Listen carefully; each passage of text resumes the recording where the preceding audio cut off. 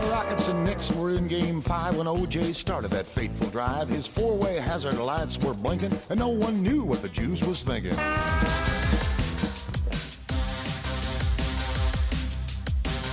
I've been to Reno, Chicago, Fargo, Minnesota, Buffalo, Toronto, Winslow, Sarasota, Wichita, Tulsa, Ottawa, Oklahoma, Tampa, Panama, Mattawa, La Paloma, Bangor, Baltimore, Salvador, Amarillo, Tocopilla, Barranquilla, and Padilla. I'm a killer. I've been everywhere, man. I've been everywhere, man. Crossed the desert bare, man. I breathe the mountain air, man. I've traveled, I've had my share, man. I've been everywhere.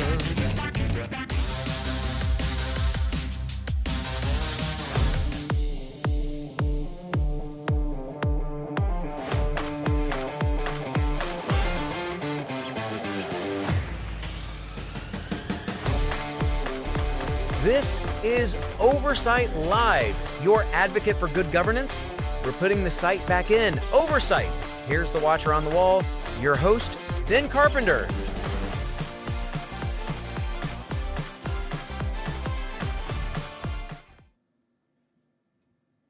Hey, good evening, everyone. This is Oversight Live. I am Ben Carpenter. Welcome to the show this Monday evening from Alaska. It's a balmy 21 degrees out in my my front yard. That's warm compared to what it's been recently. All right, thanks for joining us tonight. What's Oversight Live? Well, if you're unfamiliar, in Alaska, our legislature and most of our state government's down in Juneau, which is only accessible by plane and by ferry. And it is prohibitively expensive, both time and money, for most Alaskans to visit on a regular basis. Providing oversight of our elected representatives and our state government is a greater challenge for Alaskans than for most Americans. Oversight Live is your road to Juneau until a real one can be built. The lack of a road is a major inconvenience, but today's technology, it's no longer a valid excuse for not knowing what is going on. So, Oversight Live is going to bring you convenient and relevant content so that you can be informed and educated with the actual truth without traveling to Juneau or having to filter the liberal media bias out of what you hear.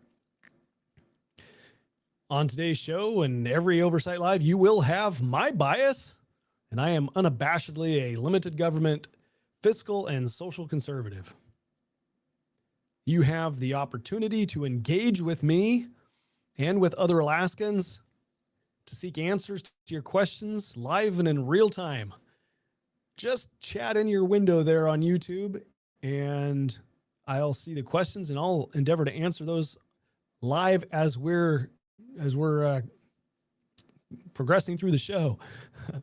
If you're watching this on the recording and you have questions, then send the questions by email to producer@OversightLive, and I will get those questions. The intent here is for us to be better educated and better equipped to influence our community and our neighbors and our elected representatives. I served 6 years in the state legislature here in Alaska, and I don't want my experience to go to waste, so I'm going to do my very best to impart what I learned so that you are better informed. Look, if you present a good question, I'm probably going to use it on the air here on the program, because if you've got it, that means there's likely someone else has got the same question. So we're going to answer it for the edification of all, and we're going to try to have fun. What's your alternative on a 7 o'clock at night on a weekday? I don't know. There might be some binge-worthy show out there, but you're not going to come away nearly as educated as you are if you spend an hour with me. All right, let's get started. Well, today was a interesting day in the state legislature.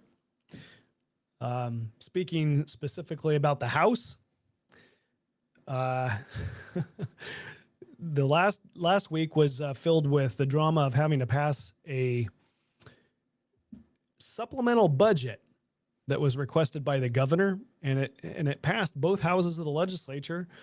Both houses changed it, so it came back to the House and required a confirmation vote, and there was a major push to get this bill approved, signed, and sent to the governor as soon as possible, spending from the constitutional budget reserve to transfer funds from the constitutional budget reserve to the higher education fund. Why would that be necessary? Well, that is a cleaning house move. See, what we're talking about and what this supplemental is for the current year's fiscal budget. And the current year ends at the end of June. So this budget was passed back in May of last year.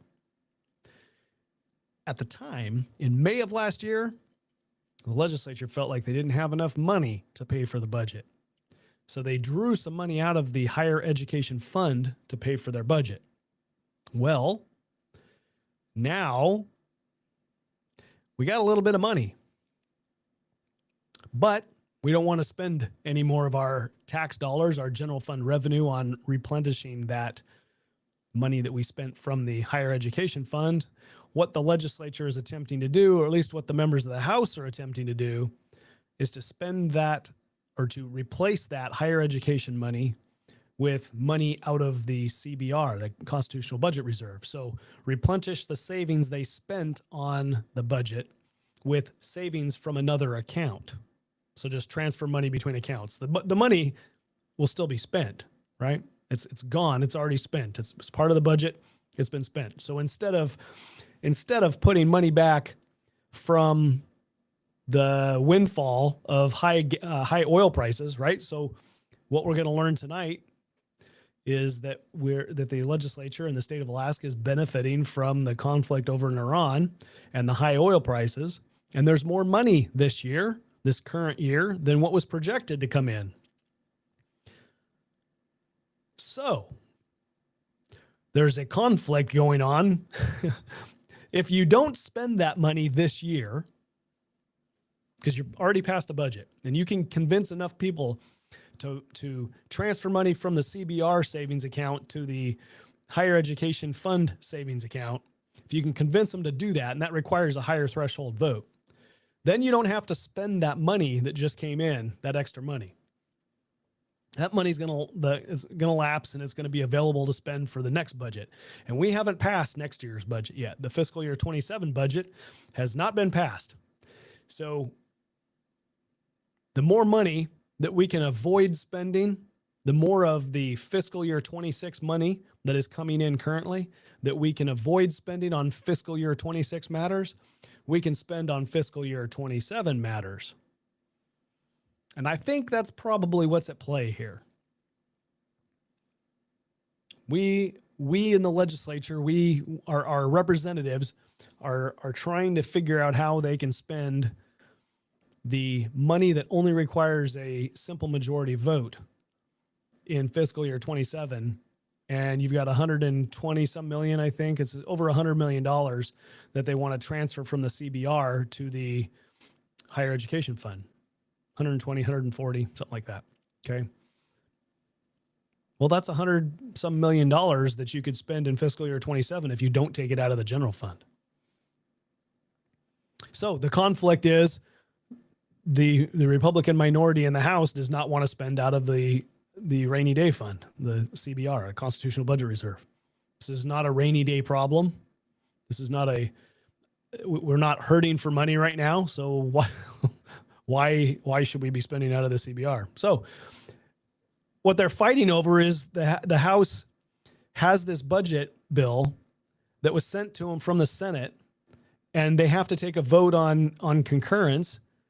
And they took a vote on concurrence, but there's still not a positive vote for how you're going to pay for the budget bill with money out of the CBR. So the bill's passed, but the funding source isn't.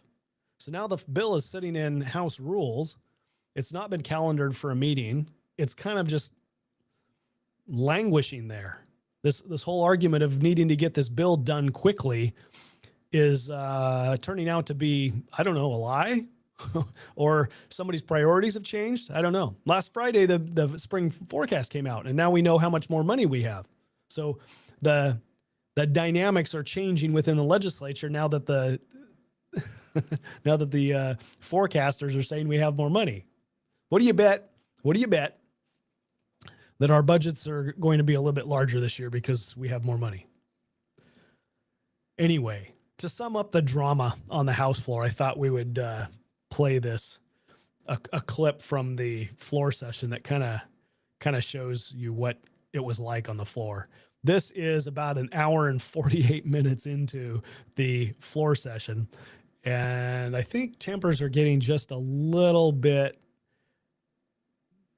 short. So let me key this up here. All right.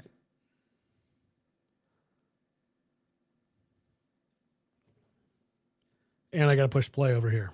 Hopefully you can hear this.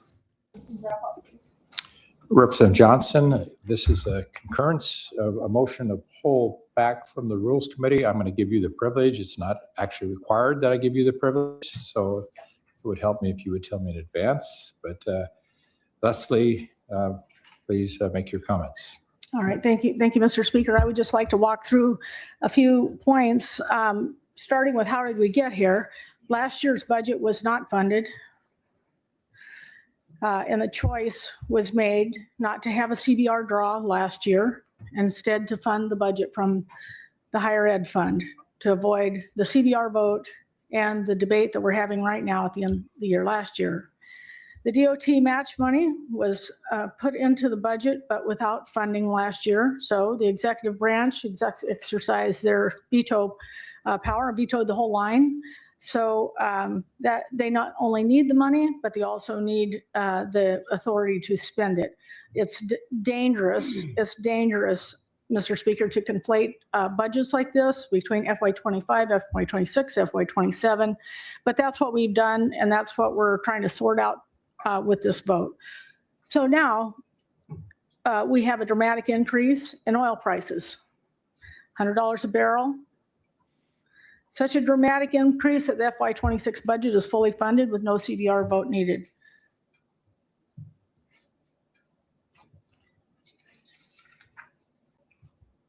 Let's talk about the rhetoric. Some said hopefully funded, some said might be funded, but— Representative Johnson, the hour is long. 24 members out of 40 have spoken on this. We have covered this ground ad nauseum. I would please ask with your indulgence, Representative McCabe, I'm speaking. Would you please sit down? And if you have a point of order, I'll address. As a presiding officer, I have the duty to maintain decorum, and I'm just asking the minority leader. We have been here for almost 2 hours talking and talking and talking. And I'm just asking the respect of making your remarks condensed and to the point. If you have an issue with that, please state your issue.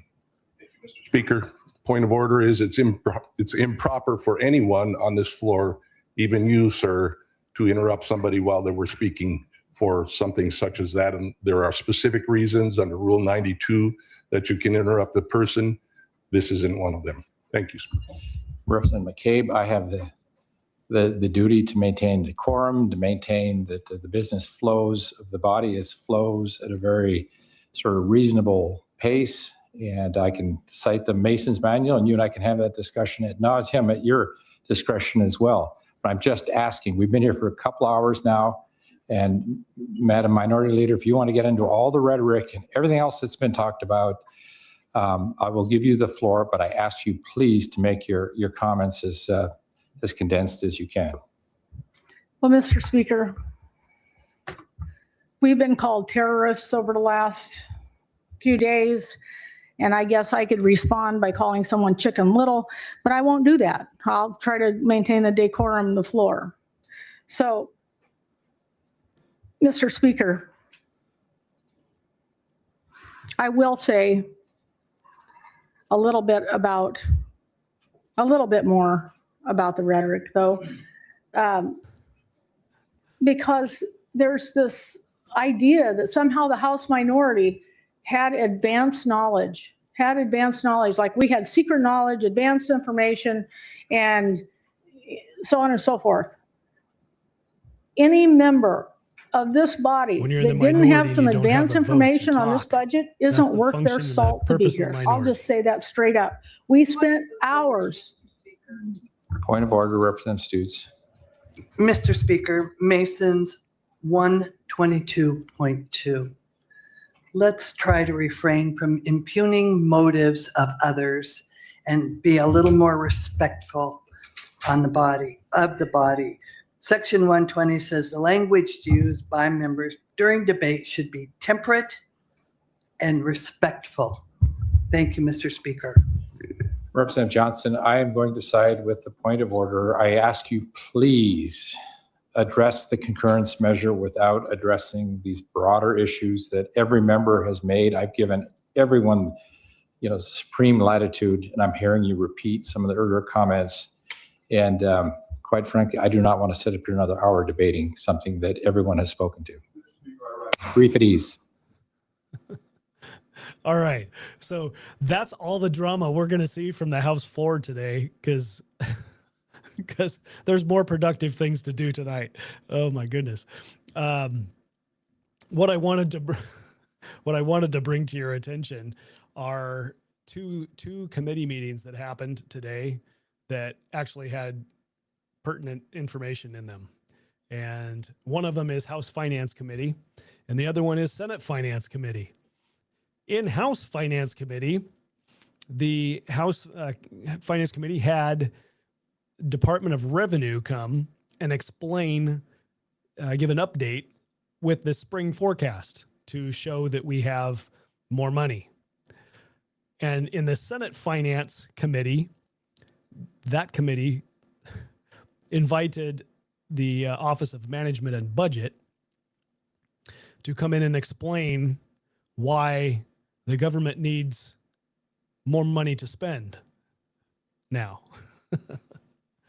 So we're gonna hear an update from OMB on the supplemental budget request. I kid you not.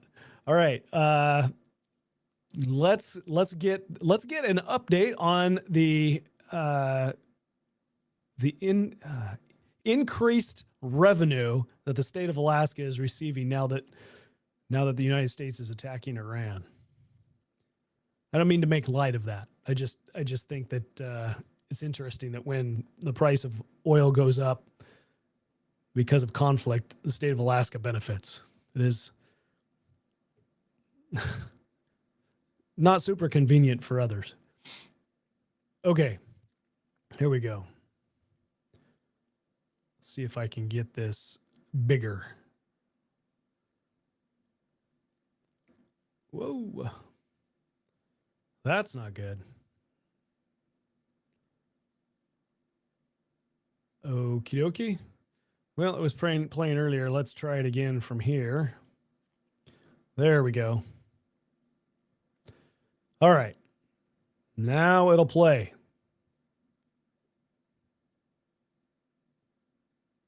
You got to hear the audio, and bam, there we go. All right. Okay, I'm going to fast forward in here and get us to the... Thank you.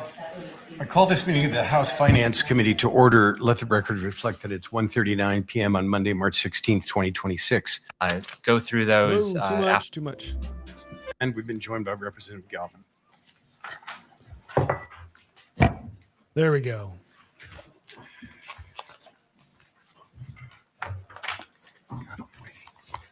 Good afternoon. For the record, Janelle Earls, Acting Commissioner and Administrative Services Director for the Department of Revenue.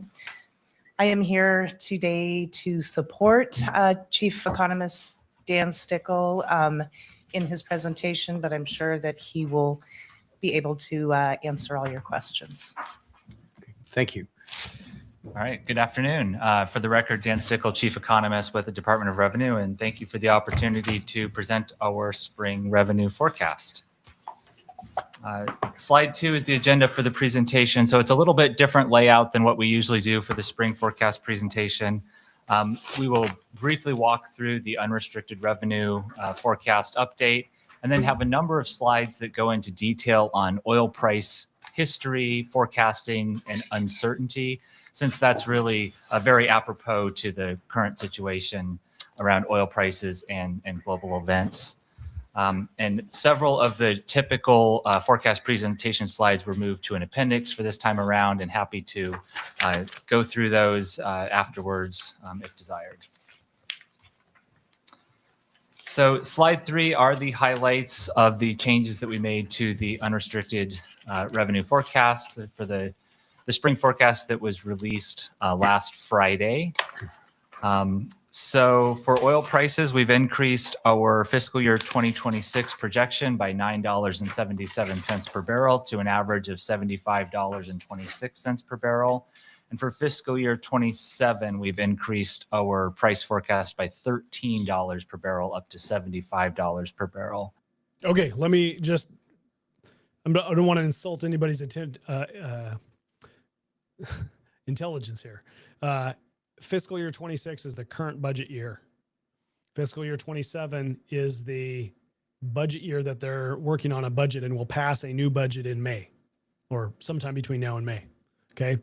So what this is saying, and obviously this was the budget from last year. So what this is saying is that the fall forecast, which is what we were going on for a projection on what the price of oil is going to be per barrel, what we based our budget on in May of last year was $65.48.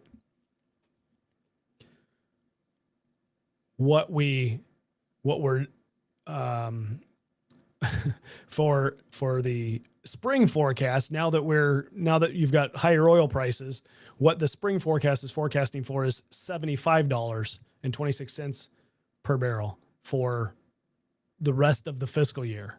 So that's the money that's coming in that would be spent by supplemental budgets, or it would sit in the general fund and roll over to the next fiscal year if it doesn't get spent. So it's money that's coming in. Okay. You can see if they're forecasting for the rest of the fiscal year, 75.26, right?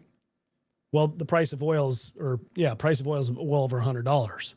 So this is a conservative estimate.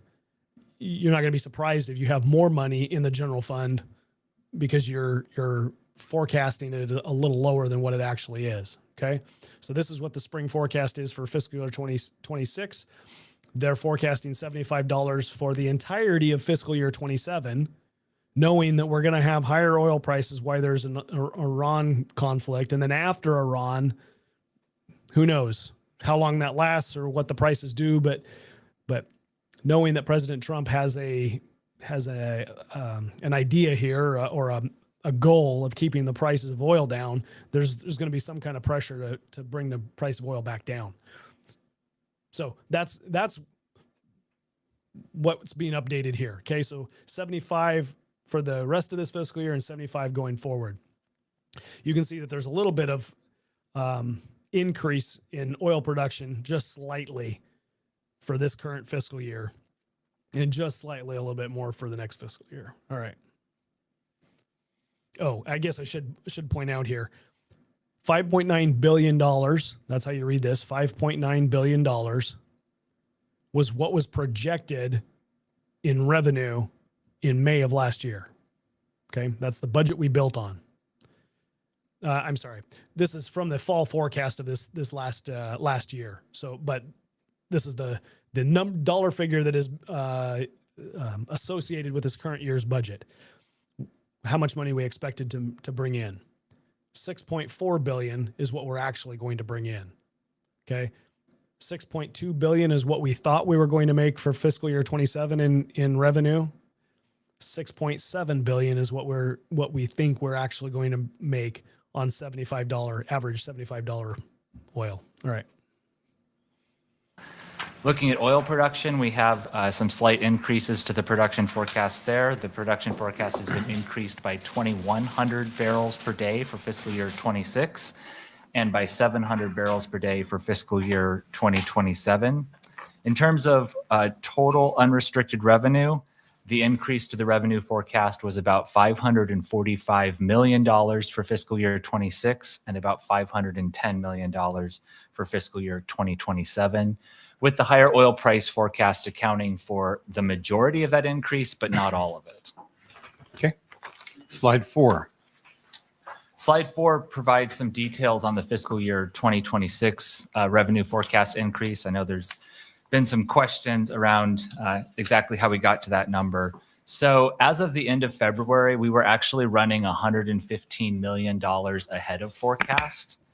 And that was before accounting for any of the oil price activity that we've had here in March. And the primary reason for that higher forecast was actually due to corporate income tax collections on the non-petroleum side of things. We had some high one-time payments, as well as strength in the oil services and mining industry. And so we were looking at another $115 million as we went into this revenue forecast process. And then breaking out that $544.7 million forecast increase into its additional components. So $105 million of that was the additional non-petroleum corporate tax revenue. And as I just mentioned, that reflects collections that have already come in the door, primarily in December of 2026, a couple weeks after we put out our fall revenue forecast. About $370 million of the increased forecast is due to expected additional production tax and unrestricted royalty collections. And production tax in particular is very sensitive to oil price, as we expect more companies to be paying above the minimum tax floor. $20 million of the forecast increase is attributable to oil and gas corporate income tax based on the higher oil price forecast. About $30 million of the increase is attributable to the state's portion of the oil and gas property tax, primarily for the Trans-Alaska pipeline system. And what's happened there is we assess the value of the pipeline system not every year. It's on a periodic basis. And in the time since the last full assessment of the pipeline system, the outlook for long-term production and therefore pipeline life has been extended, and costs have increased across the slope. And so therefore the replacement value has increased. So higher valuation of oil and gas property leading to that about $31 million property tax increase. And then the remaining $18 million of the forecast increase comes from other non-petroleum revenue sources, the two biggest being the mining industry based on higher gold and silver prices, and then some increased investment revenue from a little bit higher than expected earnings on the cash in the general fund. Okay, so this summarizes the private industry revenue from the state of Alaska. Pretty good, right? You've got non-petroleum corporate income tax. Some petroleum companies also pay income tax, but this is specifically non-petroleum related corporate income tax. Production tax, unrestricted royalties from oil.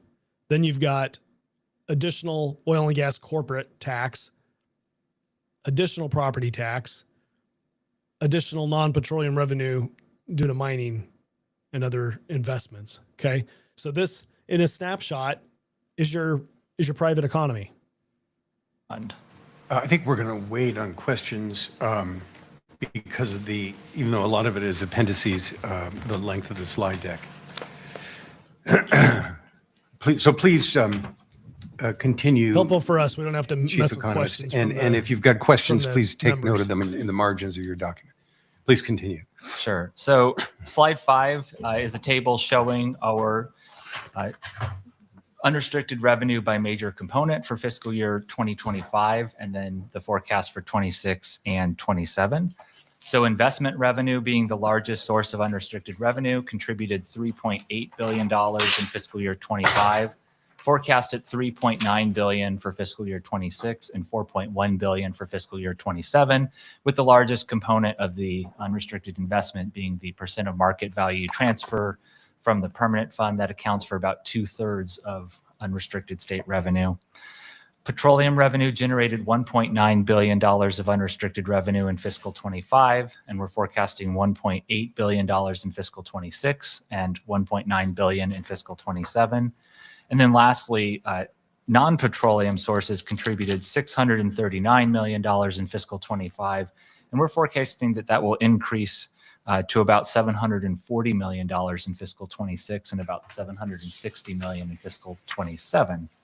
Okay, so again, this petroleum revenue number here for these 2 years is based on the assumption that the projected average price per barrel of oil stays somewhere around $75.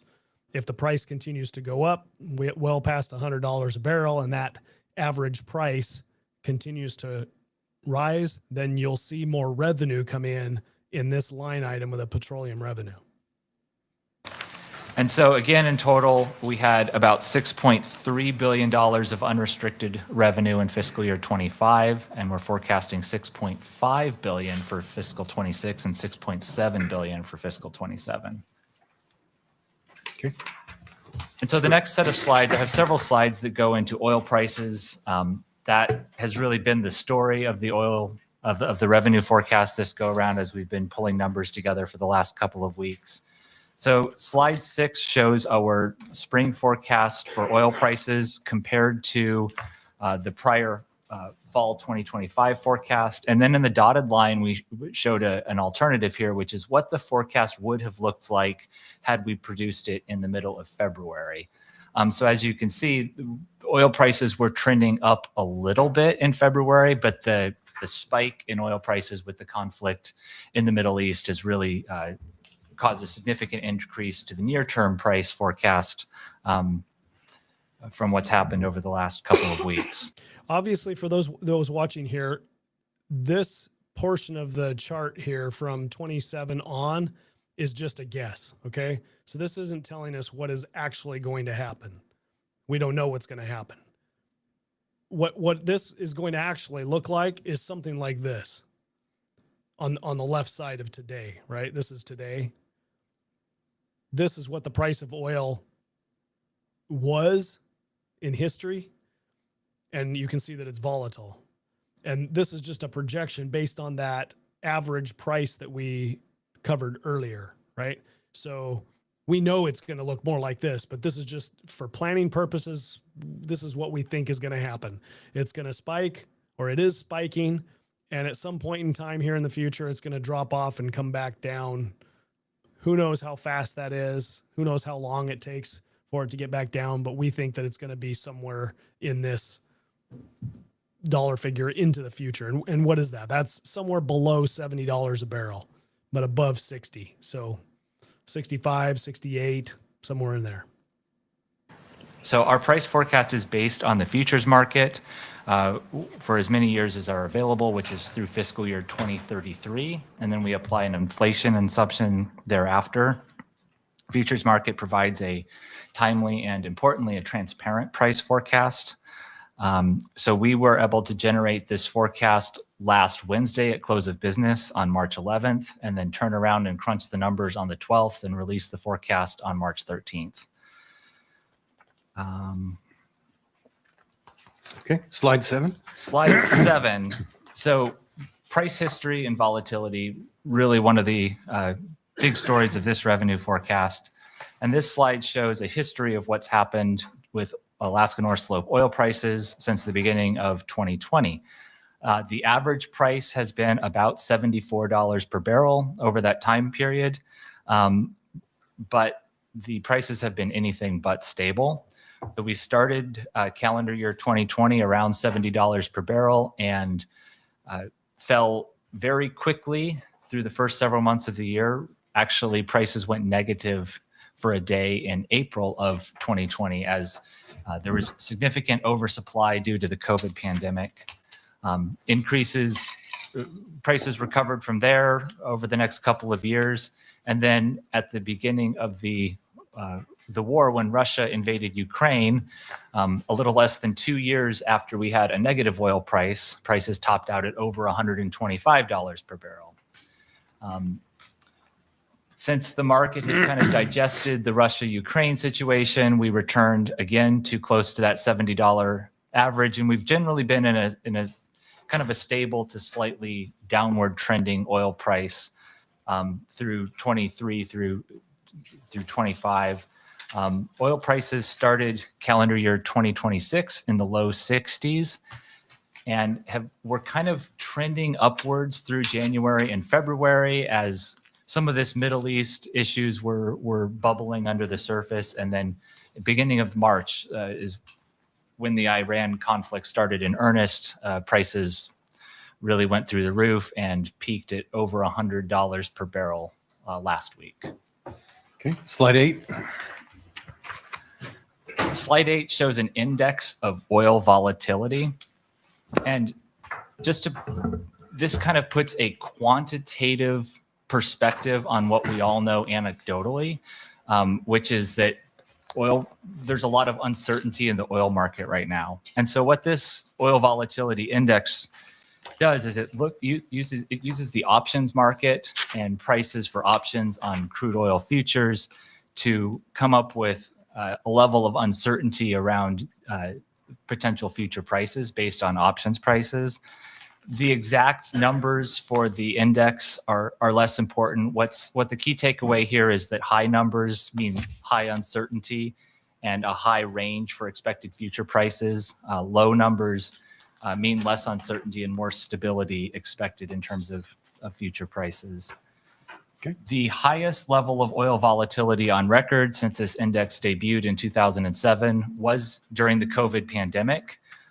Aside from that point in time, this current Iran conflict is the second highest level of uncertainty in the oil market. The level of uncertainty is even higher than when Russia invaded Ukraine, and it's higher than the peaks of the Great Recession in 2008 and 2009. So this just, again, kind of puts in a quantitative perspective what we understand, which is that there's a lot of uncertainty right now. Okay. Slide 9.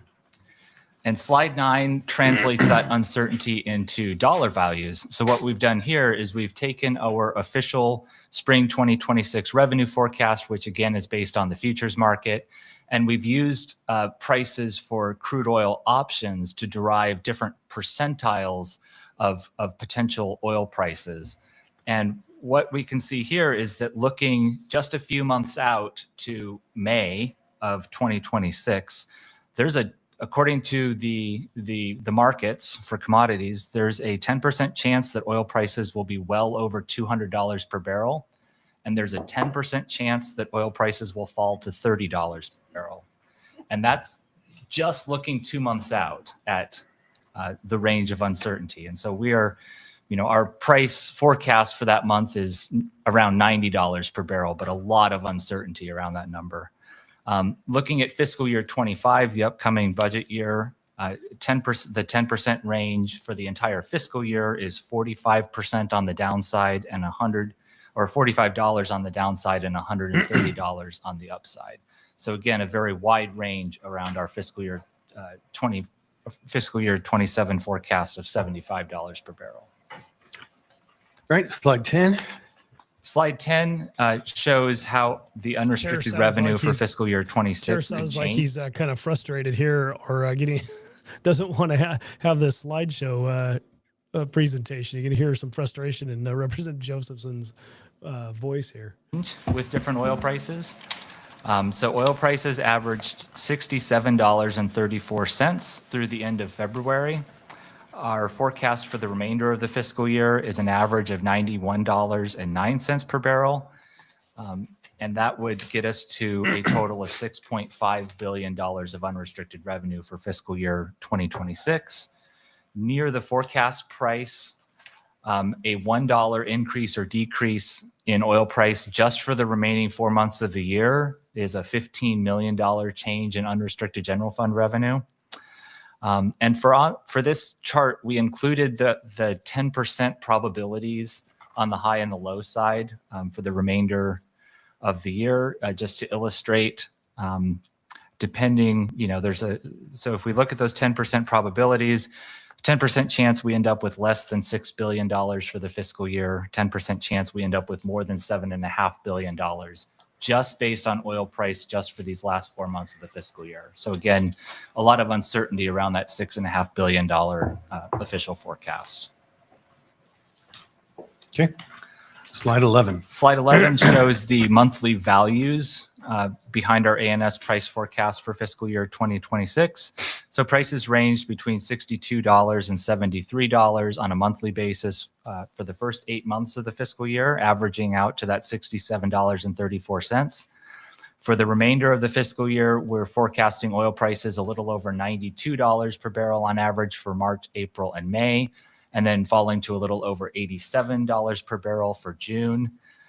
giving us the average for the last 4 months of the fiscal year of $91.09.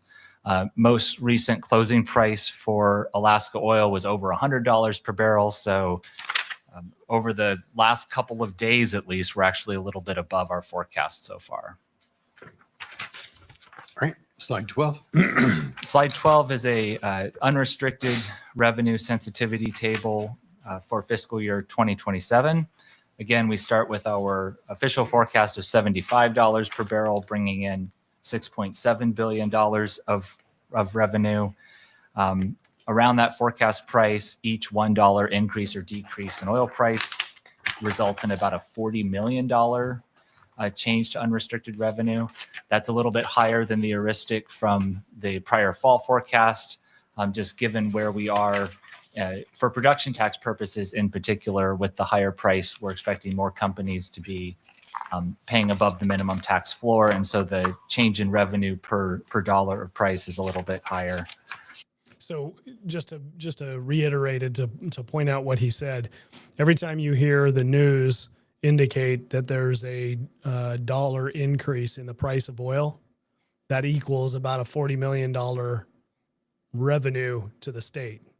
Likewise, if it goes down $1, then you're going to see a $40 million reduction in the price for oil, or I'm sorry, in the revenue associated with that $1 drop in the price of oil. And again, for fiscal year 2027, we included our 10% probability lines on this to illustrate the potential range of revenues. So about a 10% chance that we have less than $6 billion of revenue for the fiscal year, and a 10% chance that we have about $9.5 billion of revenue for the fiscal year. And so $3.5 billion range just based on oil prices alone for fiscal year 2027, and a 1 in 5 chance that we end up outside that range, really illustrating the uncertainty in the market right now. All right, slide 12. Slide 12 shows our total unrestricted revenue since 2020, as well as our spring forecast and the prior fall forecast. So we were receiving about $7 billion of total unrestricted revenue in fiscal year 22 and 23. We're expected to reach those levels again, not until around fiscal year 2030. The forecast in the spring is up for all years in the forecast, but the most pronounced increases to the forecast really are this year and next year, with more modest increases in the later years. Slide 14. So slide 14 and then the following slide move away from the oil specific discussion and touch on some other important concepts. So slide 14 is the estimated transfer from the permanent fund to the general fund for fiscal year 26 through fiscal year 36. The transfer is estimated to be a little over $3.8 billion in fiscal year 26, and then increasing steadily to about $5.3 billion by the end of the 10-year forecast period. Which is really remaining fairly stable in real terms if you back out inflation at around $3.8 billion per year. The permanent fund transfer forecast is based on a 7.3% annual return for the fund, and the percent of market value calculation is based on 5% of the average ending market value of the first 5 of the last 6 fiscal years. Okay, so here's where some things need to be said. Number one, the legislature is talking about removing or reducing this 5% annual POMV draw to 4.5% in 5 years. So 1, 2, 3, 4, 5 years is 2031, right? We're templating to have somewhere above $4.5 billion in a POMV draw. But if you're actually drawing, this is drawing 5%, right? If you draw 4.5%, then you don't necessarily draw that much. This is actually going to be reduced by a little bit. Okay. Another thing to note here is if you're drawing 5% and you cross the 5 billion mark, then the value of your fund, just off simple math, is about $100 billion. So how long is it going to take for us to get our fund to $100 billion? Well, by this chart, the $100 billion happens somewhere here between 2033 and 2034, where your 5% draw is now generating $5 billion in earnings from that 5% POMV, percent of market value draw. Okay. Again, that doesn't happen. That number is going to be smaller if this number turns out to be smaller. Also, this is the long-term total return expectation for fiscal year 2027 on, is that we, the permanent fund corporation, earns 7.3% every year going forward. So if inflation goes up, so what's China doing? China's selling a bunch of they're getting out of the US dollar. Let's put it that way. So if that drives up inflation, we're going to see. This is a crazy time right now.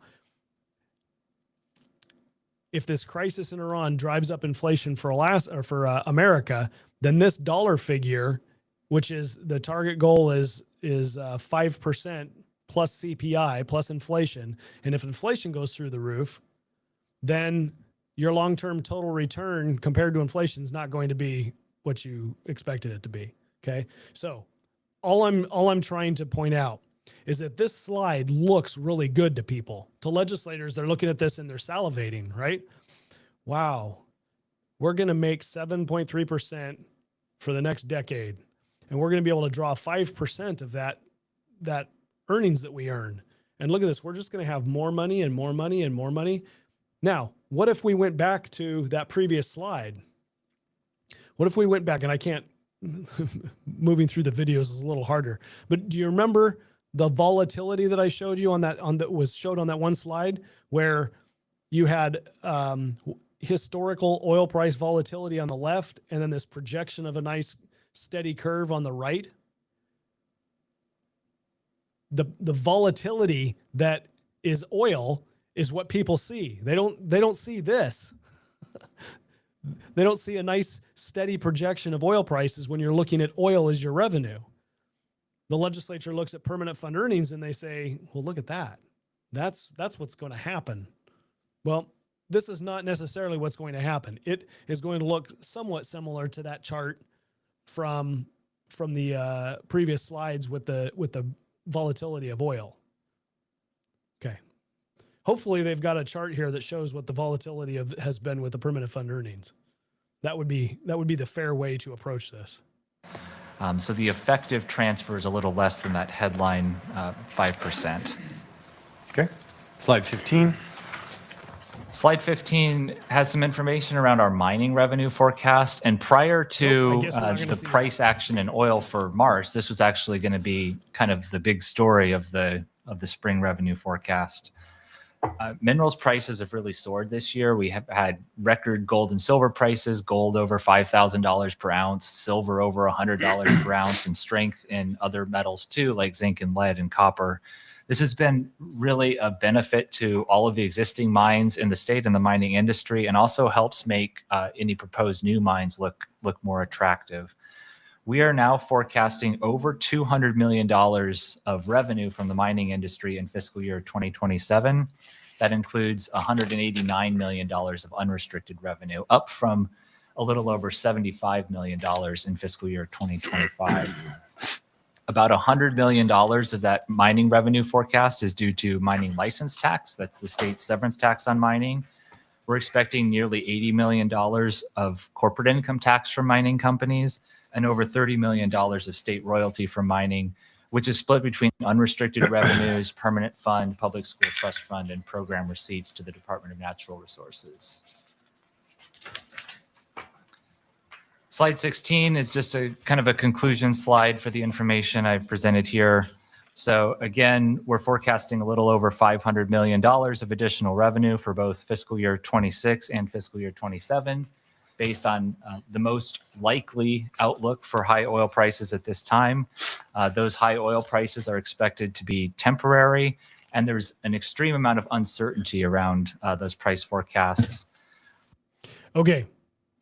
The executive branch of our government is forecasting that we have $510 million in the current fiscal year with the legislature contemplating the supplemental budget request, which is budget number 2 compared to the budget that was approved last May. And that budget request is right around $500 million. Okay. So if the money comes in, it's going to get spent. The question is going to be, what are we going to do in fiscal year 27? If we end up having a high oil prices for a sustained period of time, and we bring in that closer to $9 billion that he was talking about, that Dan Stickle was talking about, well, maybe some of that money ought to be put away in savings. Save it for a rainy day instead of just spending it. But we'll see what the legislature is going to do. As I mentioned earlier. So revenue probably won't come in exactly as we forecasted it for fiscal 26 and 27. But to highlight the permanent fund POMV methodology, a percent of market value, provides a stable kind of foundation for the revenue forecast. That's 2/3 of the unrestricted revenue. And we know that with certainty for fiscal 26 and 27. And so the uncertainty around oil prices is layered on top of that. That's not entirely accurate. It is more stable, but it is not predictable stable. Okay. And the reason that they can say that it's more stable is because the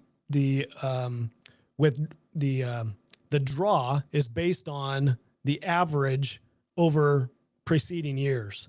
So 5 of the last 6 years, whatever the percent of market value is, whatever the size of the fund is, over those preceding years, right? So now once you've averaged it out, if you have one year that spikes up in earnings, or you lose earnings in one year, it doesn't impact the draw, or the amount of draw number in the current year. But if you do have some kind of down year now, it's going to impact it slightly, but it's not. If you have a second year and a third year, then it will impact you in 2 or 3 years from now, right? Now you'll have a significant, so it is volatile. It's just not as volatile as quickly as what you see with oil. So this is why the legislature looks at the permanent fund earnings and says, well, this is a cat's meow. Like this is going to be really predictable. And when this is where we want to put all of our eggs into this basket of getting the fund to $100 billion and drawing 5% of that, and we're good to go. We've got our state budget paid for. And it has nothing to do with your private economy. You don't even need to grow it. And that concludes the main part of the presentation. I do have numerous appendix slides I'd be happy to leave with the. Okay, so we're going to jump over, now that we've heard that, we're going to jump over to the Senate Finance Committee and hear from OMB, Office of Management and Budget, on how we're going to spend the money that's coming in.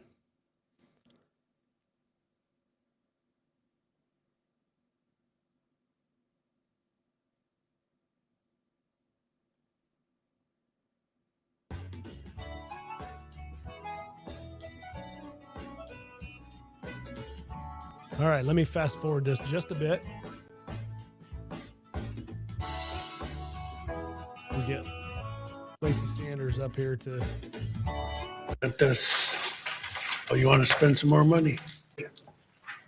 They have a response to the Committee for Budget. Senator Hoffman. All right. This afternoon's agenda, we have 2 items on the agenda. We will be hearing from Office of Management and Budget on additional amendments. And then we will have response to the committee for committee questions. So is OMB come forward? Lacey Sanders, please identify yourself for the record and present us. Oh, you want to spend some more money?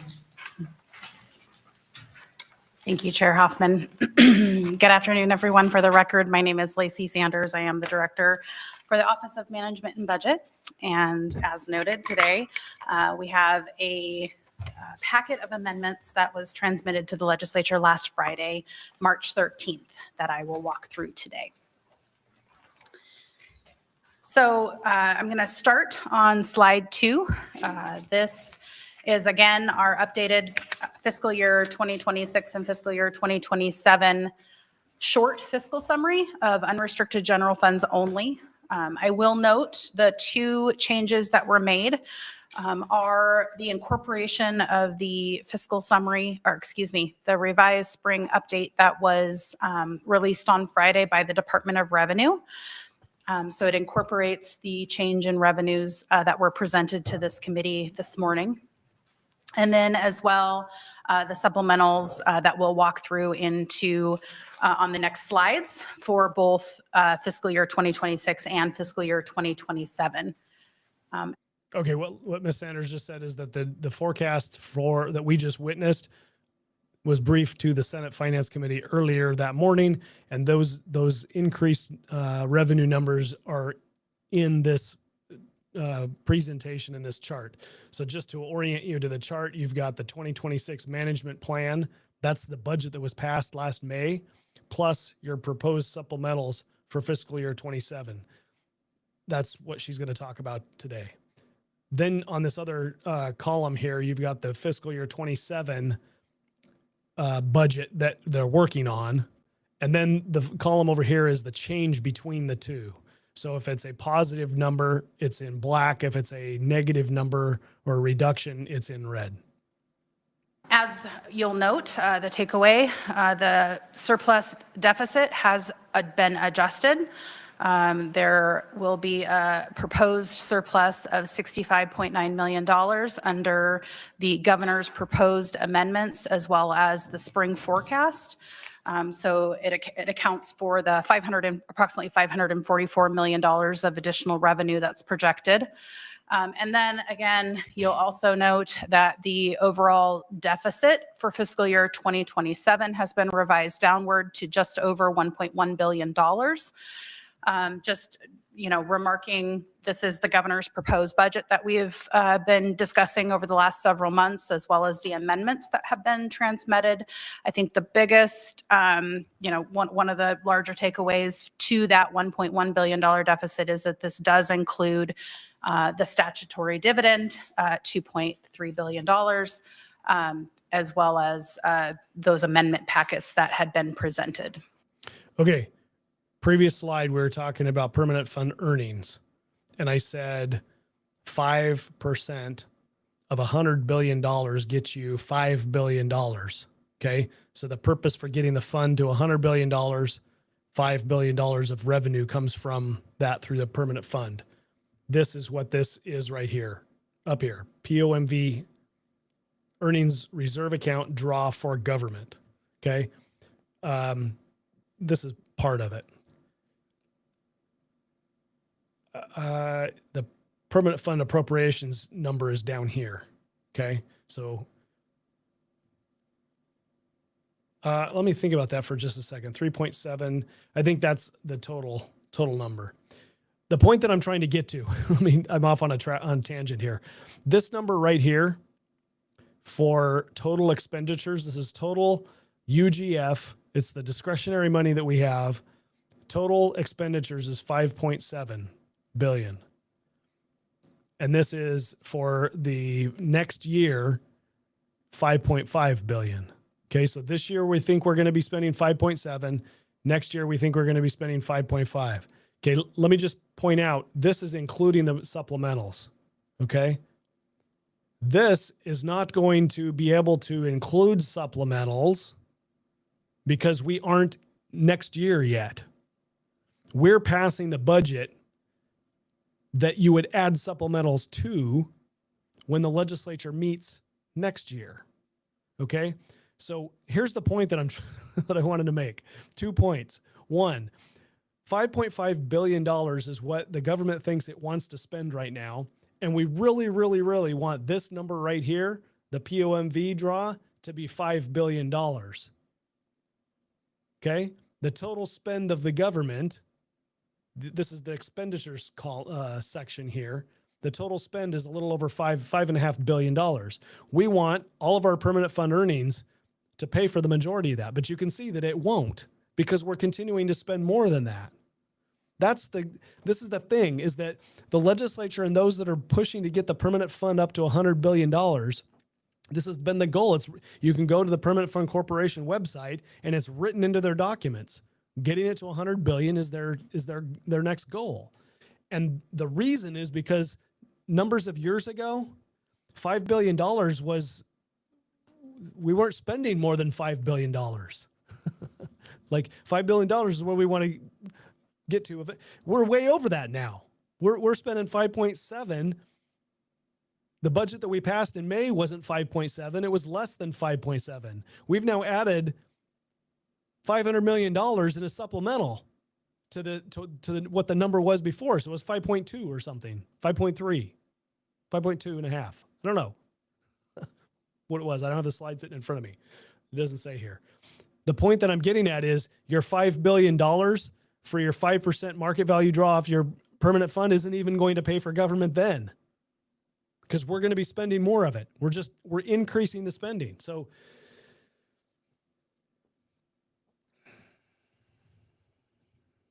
you're going to end up with a tax.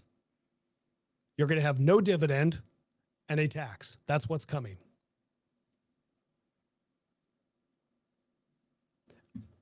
I said I was going to make 2 points. The second point, $500 million supplemental in March of 2026 for a budget that was passed in May of 2025. The government, the bureaucracy, told the legislature in May of 2025, from January to May, this is the dollar figure that we need to fund government for the next 12 months. And it was a little over $5 billion, right? Because I'm looking at it here. Back off $5 million or $500 million from this number, and that's somewhere where it was. Okay. Fast forward less than 12 months, and the government's coming in saying, well, we need $500 million more. Okay. Well, it just so happens that we've got $500 million more in revenue. So whatever the revenue is going to be, you're going to come in and try to spend it.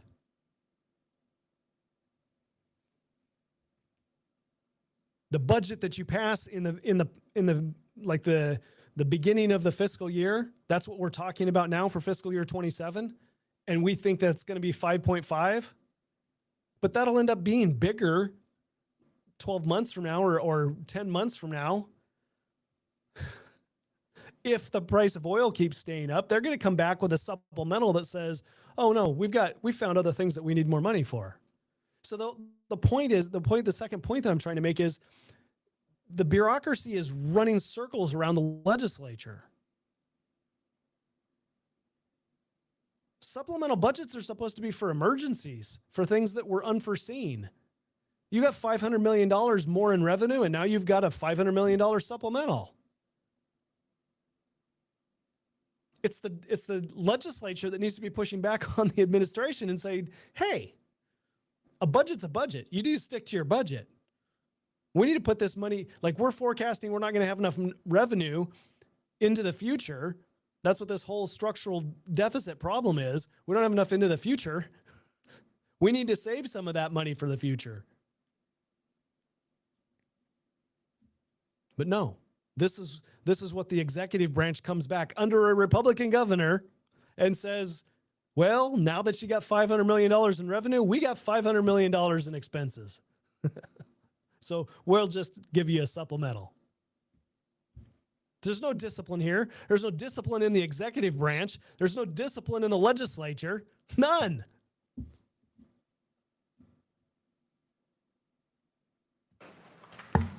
So this is obviously just a very high level summary, doesn't provide the details that I'd like to walk through. So if it's okay with the committee, I'll proceed to slide number 3.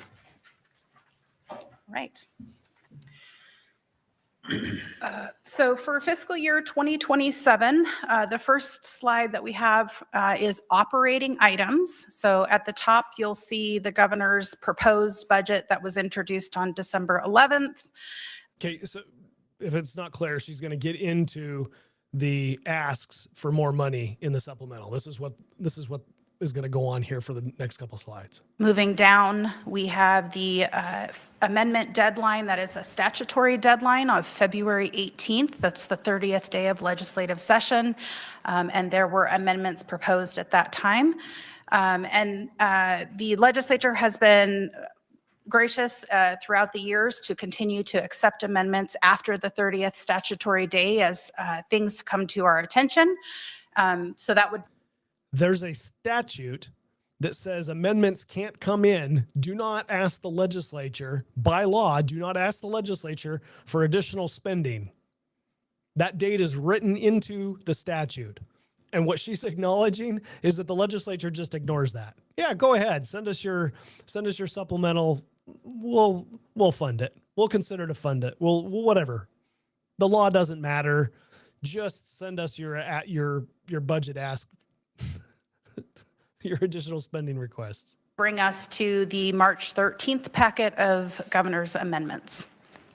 At a very high level, this packet is a total of $18.2 million of unrestricted general funds, total of $19.1 million in all funding sources. And I will walk through what these are for the committee. So starting at the top, for the Department of Corrections.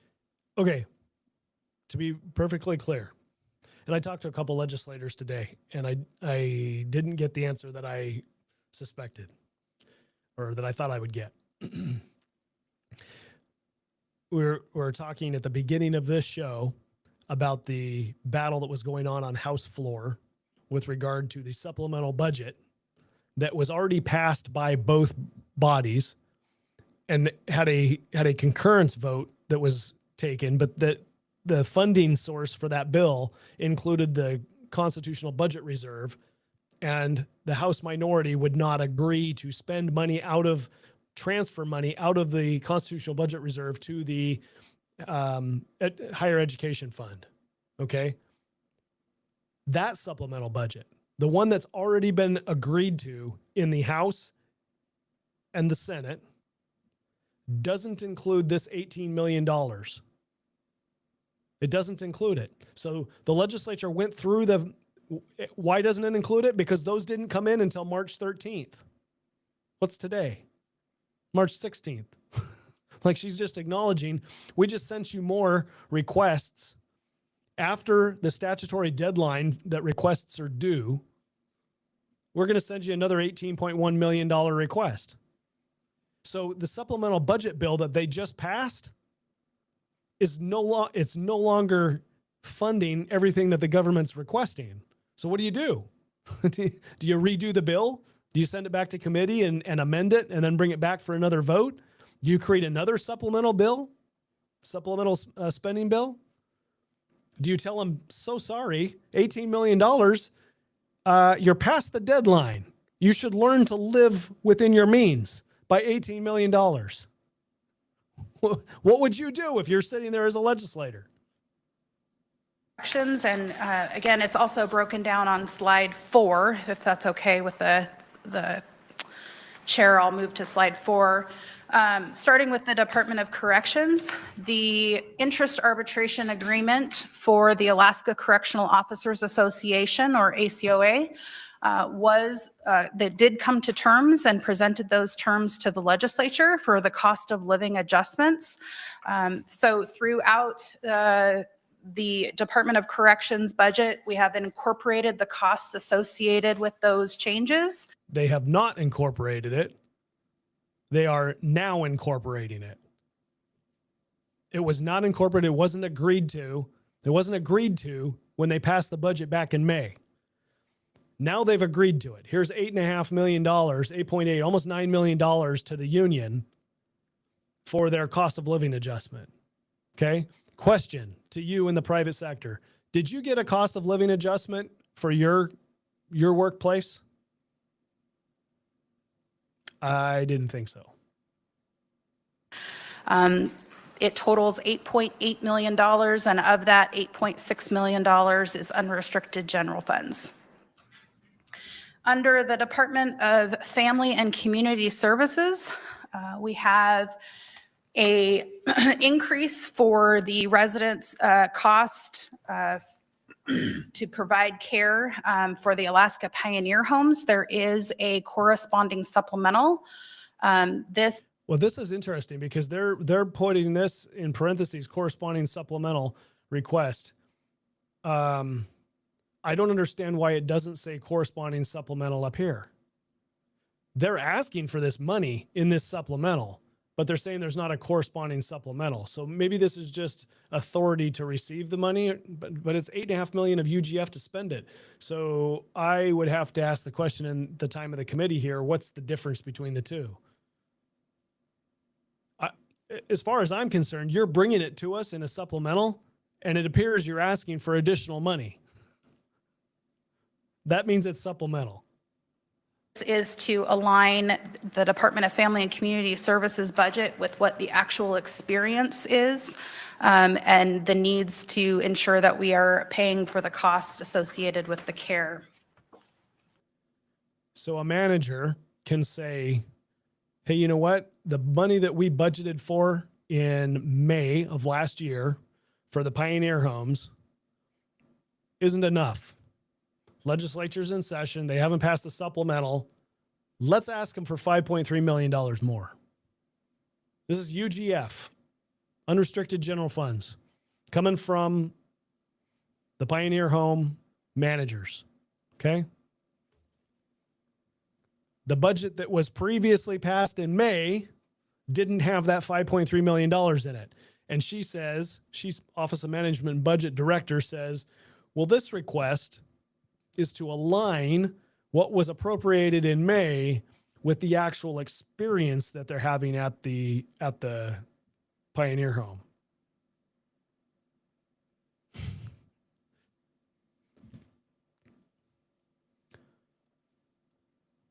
The managers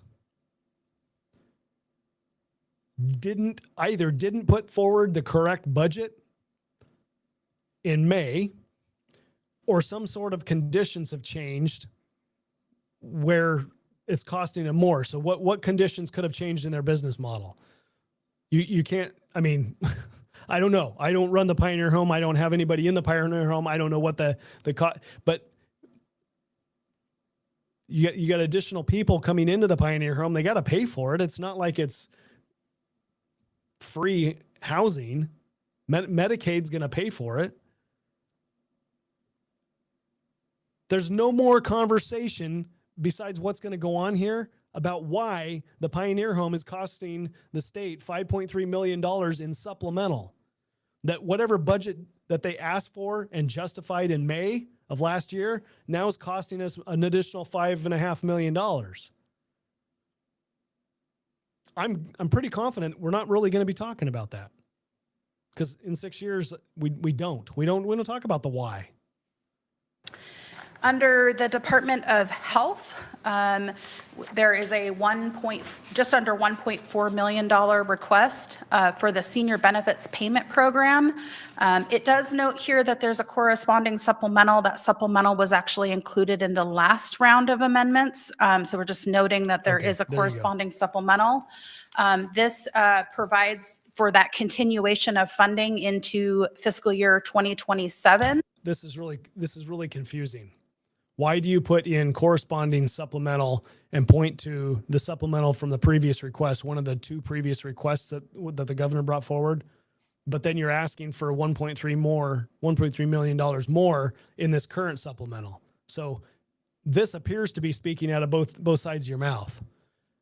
At the end of the day, the dollar figures that we showed on the previous slide underneath the May 13th aren't included in the supplemental requests of the previous because they hadn't been made yet.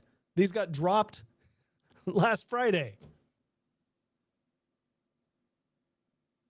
As we've seen the number of seniors receiving those benefit payments increase.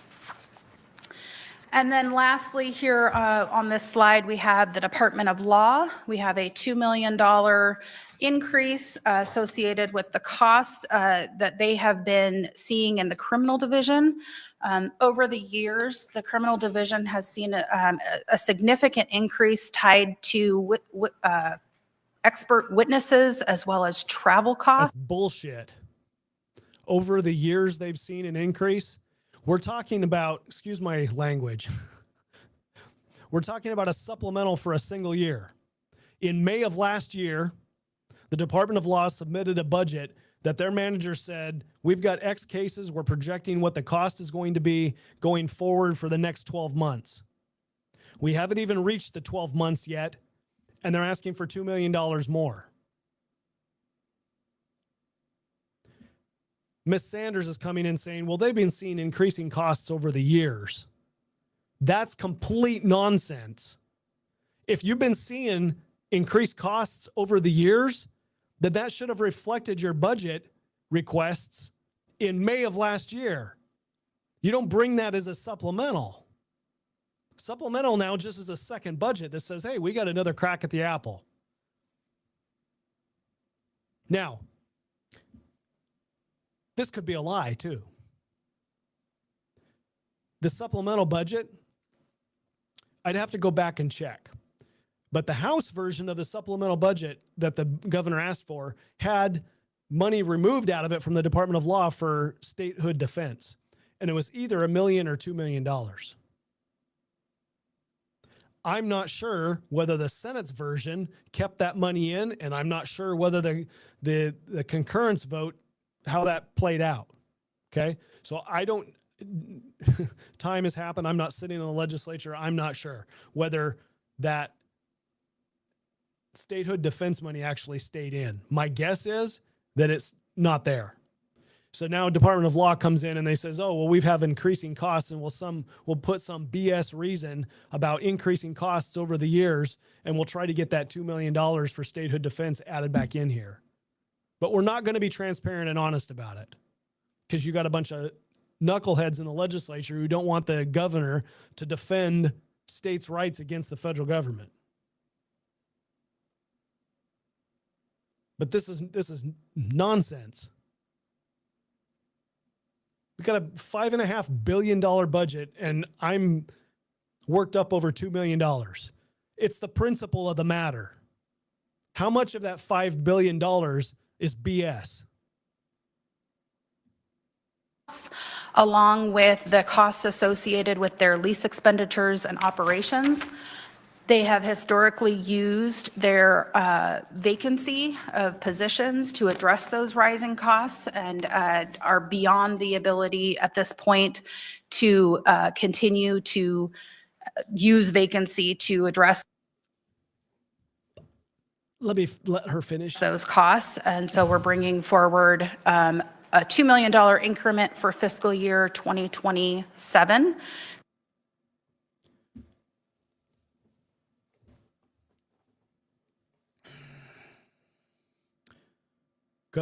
Operating governors amend. She just said 2027. Are we talking about money that is for 27 or 26? Okay.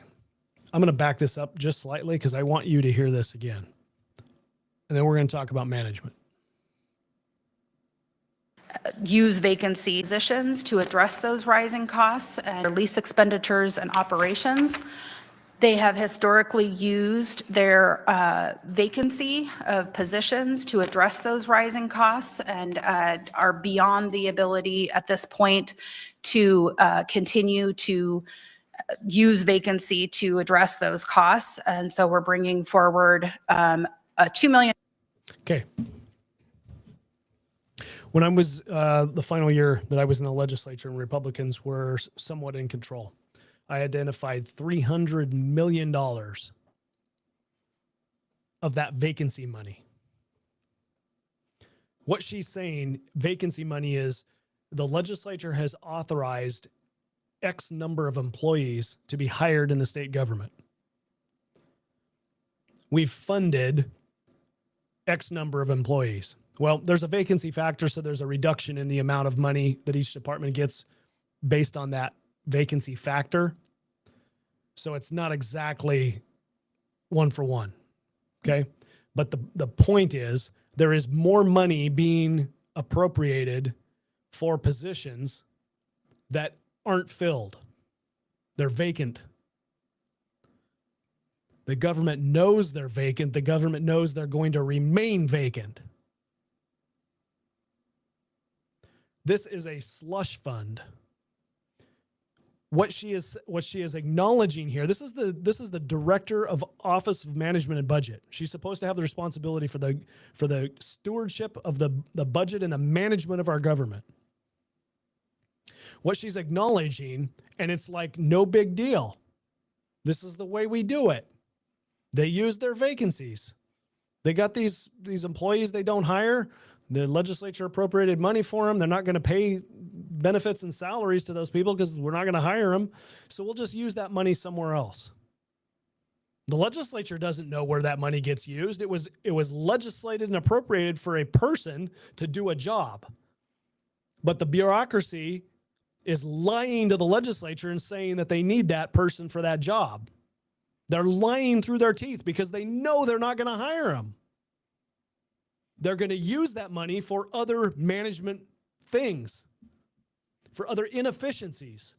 And the legislature has no visibility on it. It's money that just gets spent. $2 million here, $4 million there.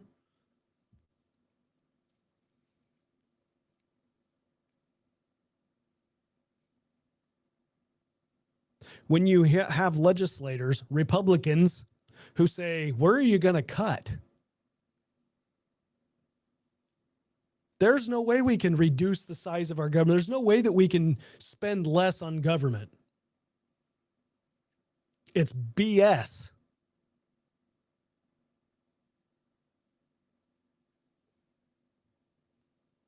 The cost of government would go significantly down if we had managers who were actually managing our funds like it wasn't just a tap to open up every time we need more money. That's what this is. This is what the supplemental is. Department of Corrections, we need more money. Submit the supplemental. We'll just get it from the people. We'll just get it. Permanent funds doing fine. We'll get it. We got more oil money coming in. We'll just get it. There's no need for any sort of spending discipline.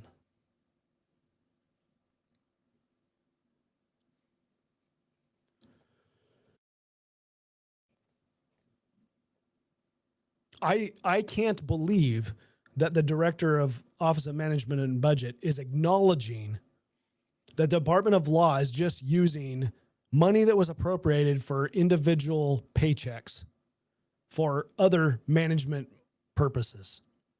And now we need $2 million. I can't believe that is being said on the record. You're literally saying we can't manage our government and we need this slush fund to do it. Give us $2 million more. $1 increment for fiscal year 2027. There is a corresponding supplemental that is not $2 million, it's $1.5 million for the current year. And we'll talk about that on a future slide. Okay, so these must be for fiscal year 27. Seeing none, if she's saying, we'll move on. It's confusing. To, let me just back up. This is the slide I was talking about. Operating supplemental requests. It is not clear whether this is for fiscal year 26 or fiscal year 27.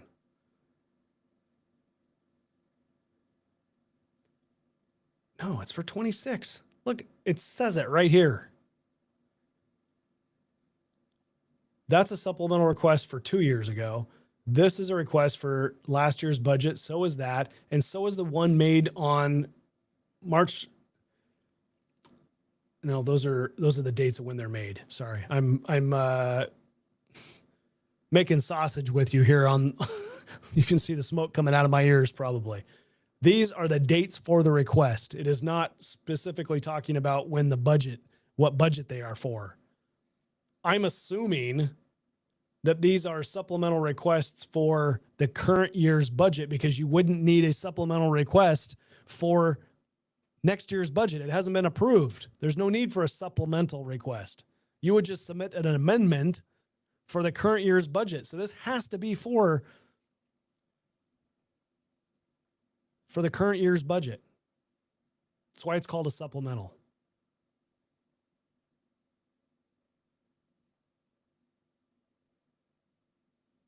Yes, and it's the $1 billion, or $1 billion, $988 million all in, right? So we're looking at $700 million from the feds, other funds, designated funds, and unrestricted general funds, right? So this is all funds in is a 988 supplemental for fiscal year 26. That's what this is for. It's all for 26. It's all for the current year.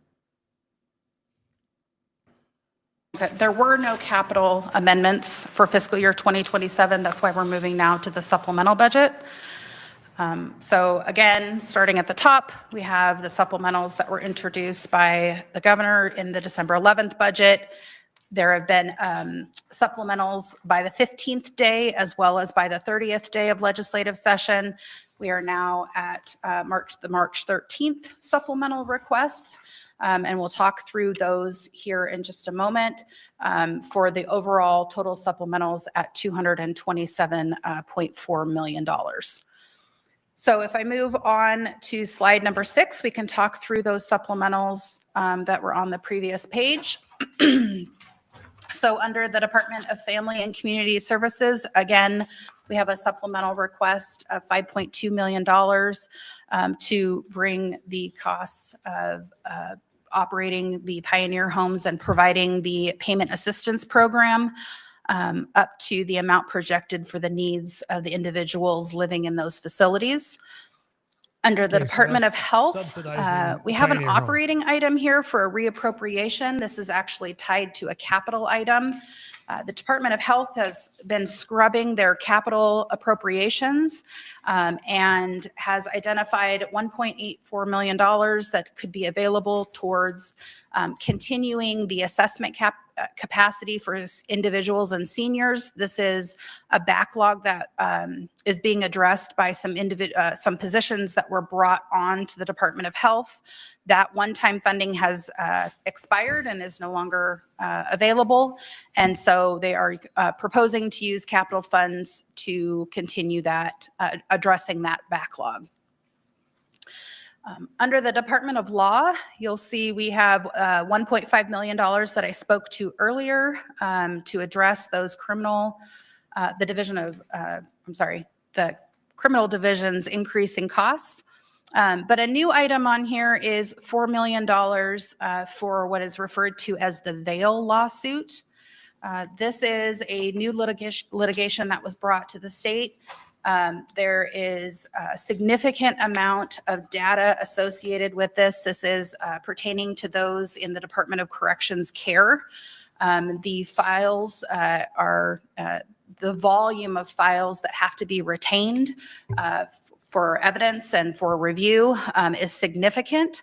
The Department of Law has started that work this year and anticipates that it will continue into the next year. I will preface this request with $4 million is not going to be sufficient to address the entirety of the case. This body may be familiar with a similar case that was brought before the state, the ABC lawsuit. The costs were substantial in that case as well. And so we anticipate in the future years we'll be back before the committee with increased costs to address this litigation. And then lastly, we do have a technical correction on here, or a technical adjustment. There were 2 fire disaster declarations that were submitted during the interim. This is officially recording those transactions.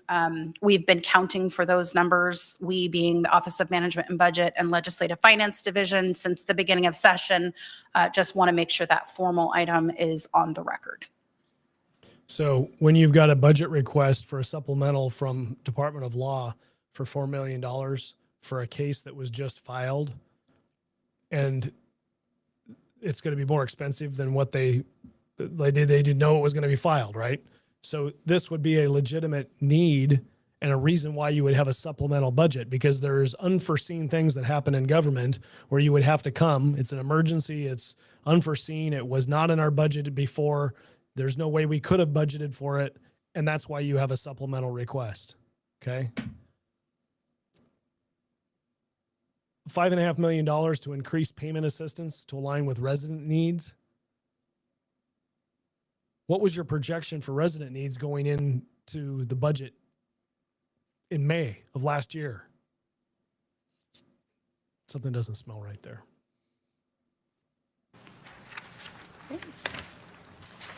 $5.5 million out of a Seeing no $5.5 questions, billion we'll move budget. on to capital supplemental requests. Again, in December, the governor's budget included the $70.2 million associated with the straight STIP program within the Department of Transportation and Public Facilities. We do have a few new supplementals that are requested in the capital budget for this packet, and I will move on to slide number 8 to address both of those. Within the Department of Health, we have the $1.84 million that I spoke about earlier in the operating budget. So we have a negative and a positive for this reappropriation, one recording it in the capital, the second recording it in the operating, but they net to zero. We also have an additional capital reappropriation. So from multiple capital projects into one capital project, this is $7.1 million to address Medicaid electronic service authorization solution. There are numerous changes that need to be made to our systems due to changes in the Medicaid program. This funding would provide the Department of Health money to make those improvements in the system. So every time you see a reappropriation, that's not another dollar figure that's coming out of the general fund new. It's being reappropriated from some other portion, some other something that was already appropriated, and it's being reappropriated for another purpose. So this is money that was already in the budget previously. This happens to be a negative reappropriation. This happens to be a positive.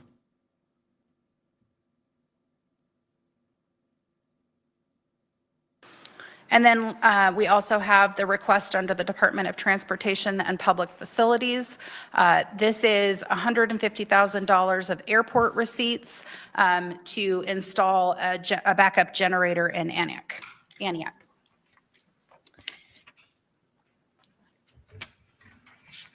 On slide 9, we've provided a summary for the committee based on. Wonder if that generator in Antioch was an emergency. If it's an emergency, then you submit a supplemental to be able to spend the money. Seems legit. If it wasn't an emergency, then it can wait till this budget's done, or it should have been factored in with maintenance or whatever, capital budget or whatever for the previous budget. I'm good. I want to be able to say, well, let's just assume it's an emergency. But they got this big slush fund that they use. So in the back of my mind, I'm like, I don't give them the benefit of the doubt at all. Never. The total by program and area. We had this in a previous slide before the committee on what the governor's supplementals total through March 13th, 2026. You can see that total is $426.8 million. I will note that difference between the earlier number that I had provided has to do with the transfer for the Higher Education Investment Fund. So if you add the $129.6 million, the total supplemental requests are $426.8 million. For some context, we did. So this 129 that they're talking about here, $1 million, is not a spend. It is just a transfer.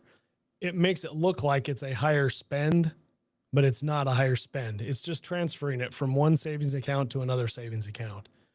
The reason they want to do that is because they spent out of the higher education fund in May because they didn't think they were going to have enough money in general funds. So they spent savings out of the higher education fund. And now they want to replace it with savings out of another fund. So they will still spend savings. You just spend it out of the CBR instead of the higher education fund. If you want to repopulate the higher education fund because you now have money that you should have either not spent or raised taxes, right? Instead of spending it out of savings. Like if you're going to repay your higher education fund, then you pay it out of the funds that you have now. You know, the $500 million that we think we're going to have in excess or that we're having additional here in this current fiscal year. Well, a portion of that should repay your savings account that you spent out of. Not transfer money out of another savings account and call the higher education fund payment that you used previous to be refunded, repaid. You didn't repay it. You just transferred it from another savings account.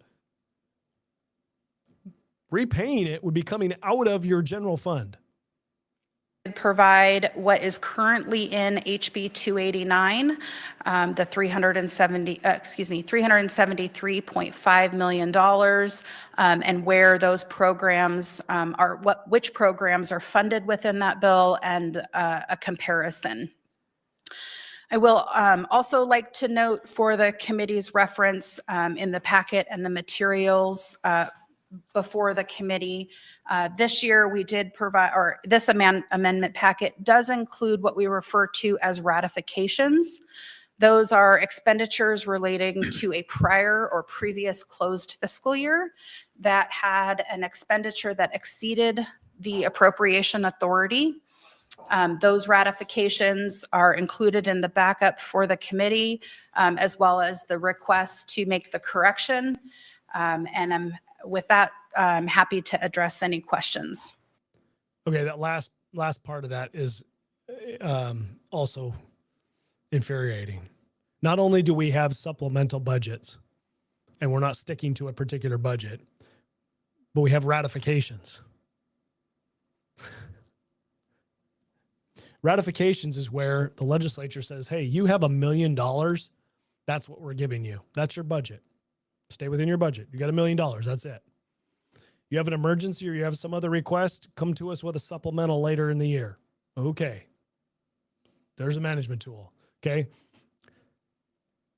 The executive branch just says, we'll find some money somewhere. Slush fund, other money somewhere. And we spent more than what was appropriated. So now, multiple years later, we're looking at, oh, look, we did an audit. Oh, we found we spent $1.25 million of the $1 million that you appropriated. So now we got $25,000 or whatever, a dollar figure above $1 million that we need to have ratified by the legislature to acknowledge that we spent more than we should have.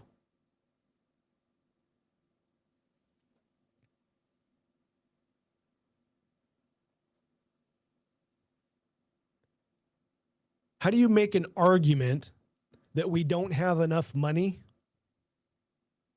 and we need to increase taxes or we need to take more of a dividend and then come back years later and say, well, we spent more than we should have?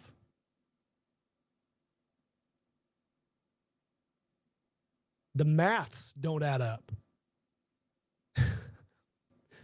If you're saying it only costs $1 million, and then you come back and say we spent $1.5 million or $1.25 million, where'd the quarter come from? Where did the half come from? It had to come from somewhere because you spent it.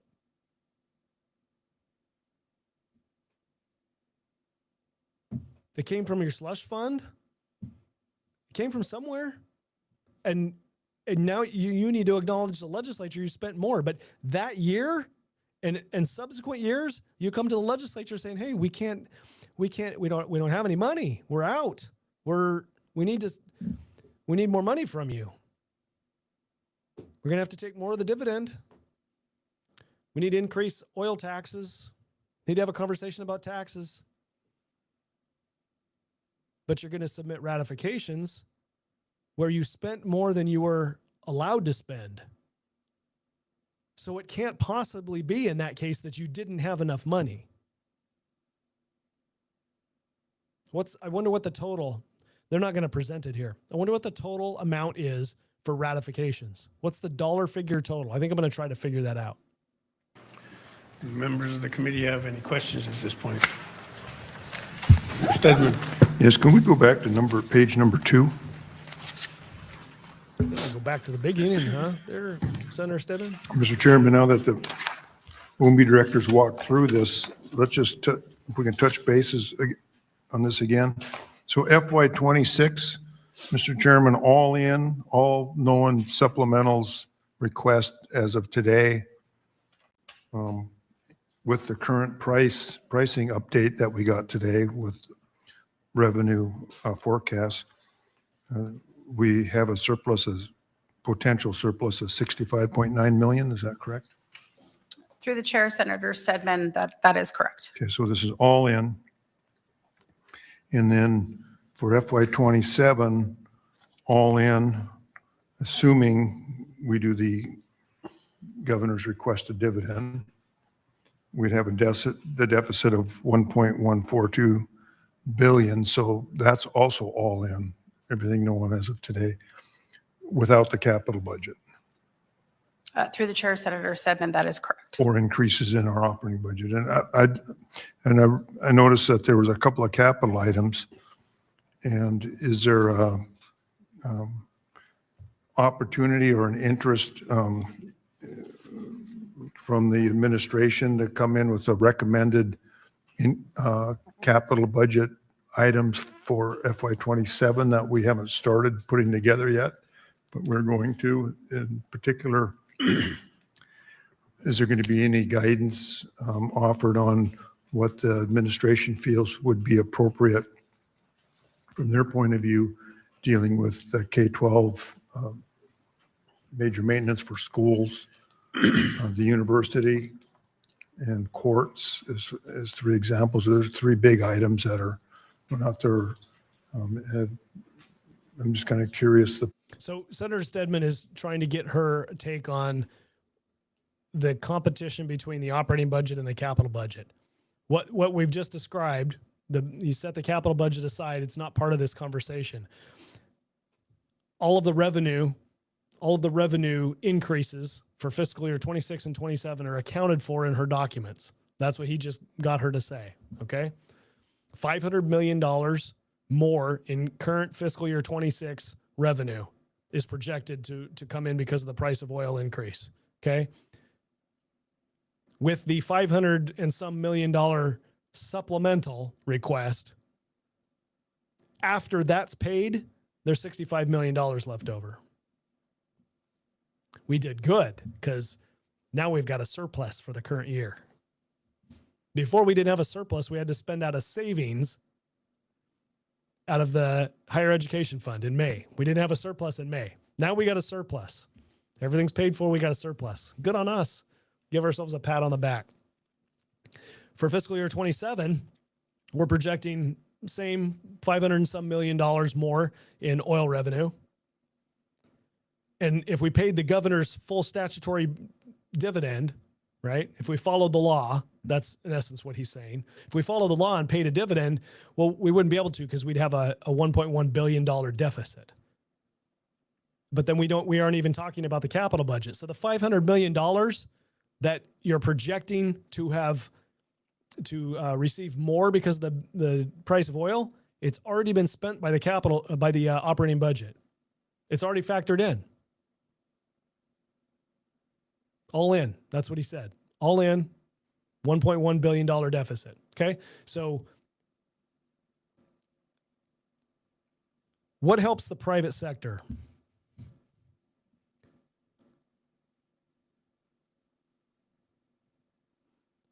Government slush funds or roads? What helps the private sector? Union cost of living adjustments or roads? This is the conversation that Stedman's trying to get to here, right? I don't know how far this is going to go. We're hour and 44 minutes into this conversation.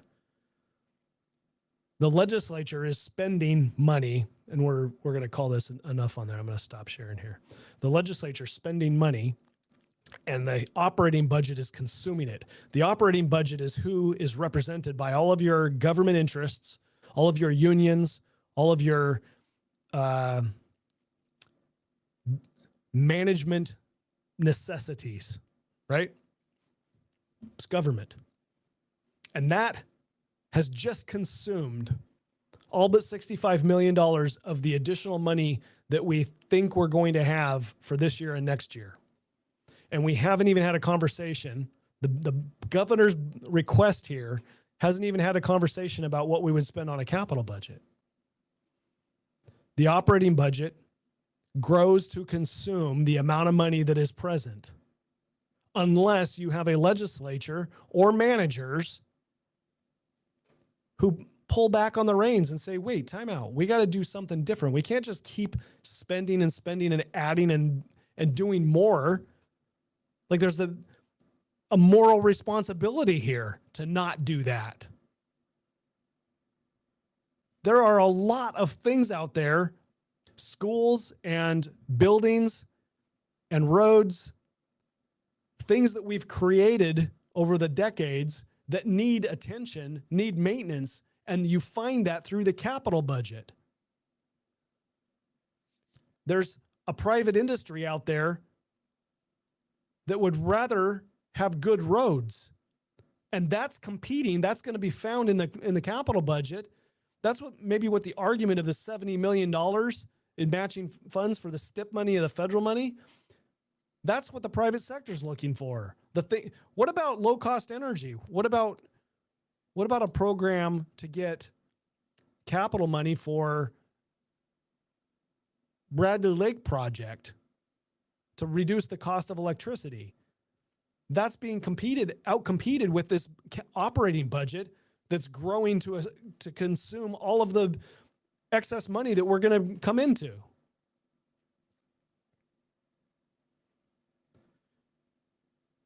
The decision makers, there are more decision makers in Juneau, in the legislature, that care about saying yes to the operating budget than they do care saying yes to the capital budget.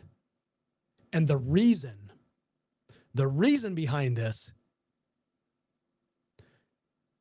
the private sector, private industry is not providing influence to the legislature for these demands.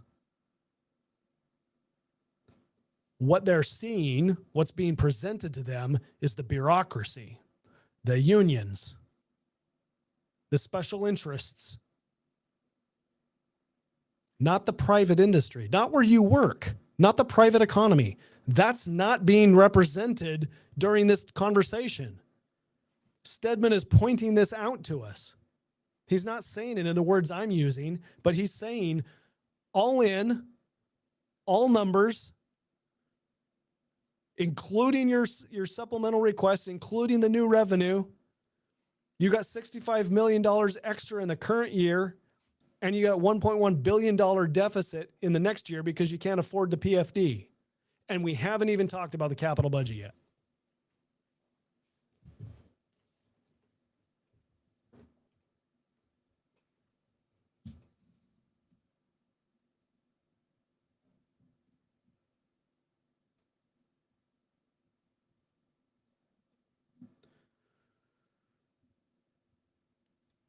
We got to have more people watching this show. We got to have more people that are aware of what is happening down there.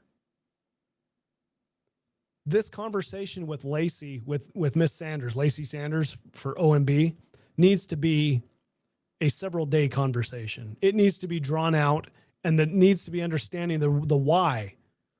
You come to me with a conversation that needs $5.5 million for Pioneer Homes. Why? Well, and then there's going to be a reason. No, why? Let's dig into it. Let's get to the root cause of why there's a $5.5 million increase in a supplemental that we couldn't forecast or figure out later. And that methodology needs to go for each one of the budgets that are of all the departments. Don't just accept what they tell you because you know it's not true. You know it's not true. Why do I know that? Because Lacey Sanders says, well, we've got positions that we don't fill, and we've got extra money there just laying around.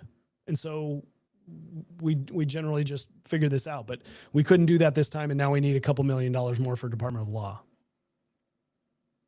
Lacey Sanders told you, we've got these dollar figures that were appropriated, and we need you to ratify, and we spent more than what we did in what we were told we could spend, what we were budgeted. We spent more. Well, I don't know about you, but if I've got a paycheck and I go spend more than my paycheck, there's only one place that it can come from. It can come from my savings account, and that's it. If my savings account's dry, I don't get to spend more than what I have.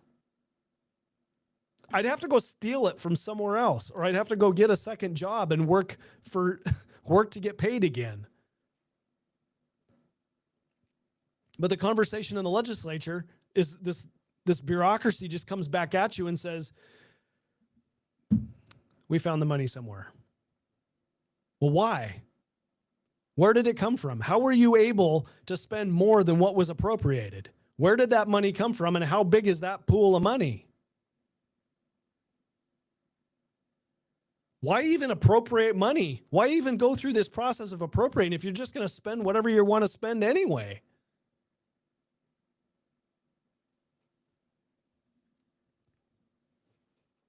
We desperately need more Alaskans to understand the problem in Juneau so that when you go to the ballot box and prior to that, when you're talking to your representatives or you're talking, like we haven't even had the primary yet for who's going to Juneau next year. Who do we need to send? The people who are down there right now? Or do we need to find somebody in our community that can actually deal with this, understand it and deal with it, and send them instead?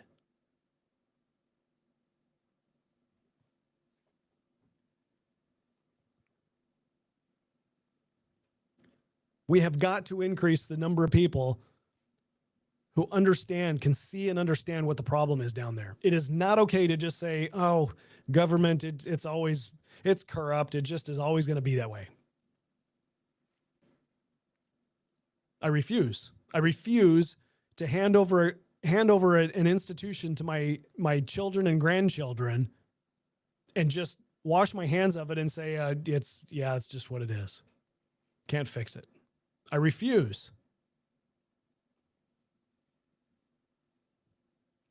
And if my decision here to opine about this and to try to encourage you that you should care, if the only thing is that my children and my grandchildren are going to be able to watch this someday and say, hey, you know what? My dad cared. My granddad cared. He tried. Then I guess that's the only benefit that I have is that my next generation, my progeny will know that I actually cared and I actually tried. Everybody else, they just stuck their head in the sand, I guess. I don't know. You make up your own excuse. Next generation, I don't know. I don't know where I'm going with this. Trying to guilt somebody into caring about this. This is ridiculous. This is absolutely unprofessional and immature.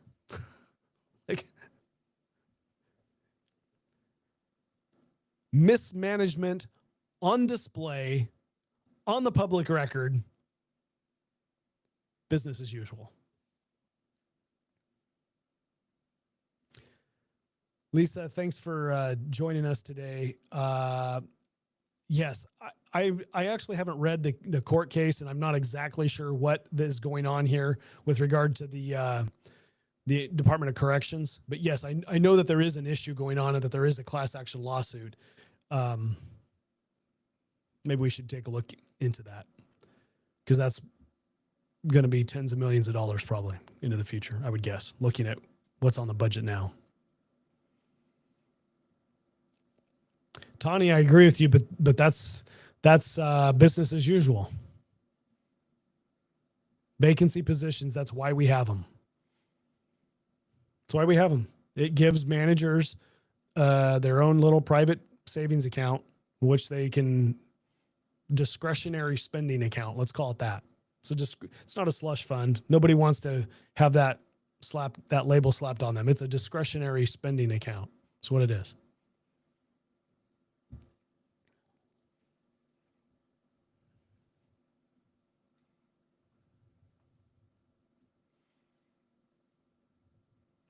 Yeah, Lacey might. I don't know. Maybe she's able to compartmentalize this and doesn't think numbers when she goes home. But yeah, that's her job. Budgeting is jobs. Budgets is all numbers, and that's what you live for. All right, folks, it's almost 2 hours. I'm going to call it an evening. Thanks for joining. If you got questions, or if this bothers you, get a hold of your legislator. Share this message, right? We've got, from the very beginning of this podcast or this episode, you got dysfunction in the House. You got a supplemental budget that's not even capturing all of the request anymore. $500 million is $18 million short, looks like. Your House Finance meeting that we looked at showed you how much more money we have this year and next year. Your Senate Finance on the same day showed you how we're going to spend it all already. It's gone. And we are not even talking about capital spending. All right. If you care about that,